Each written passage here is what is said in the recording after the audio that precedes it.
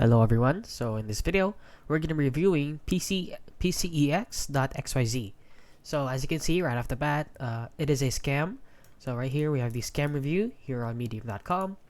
So the scam that are involved with them is the withdrawal issues and the withdrawal scam. So right here they say what is Pcex.xyz.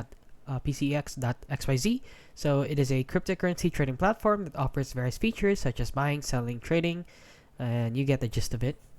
So right here, the common issues with the site is that it has delayed withdrawals, blocked withdrawals, requests for unusual documentation, a failure to process withdrawal requests, exorbitant withdrawal fees, and inactive customer support.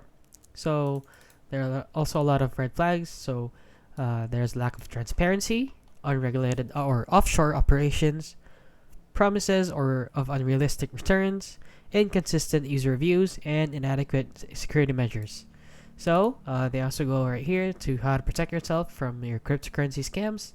So research thoroughly before investing. So basically, sites like these, like Pcex.xyz, offer too good to be true returns. So for example, you withdraw your money and they basically tell you that you can double or triple your money in just a few days, which is basically too good to be true.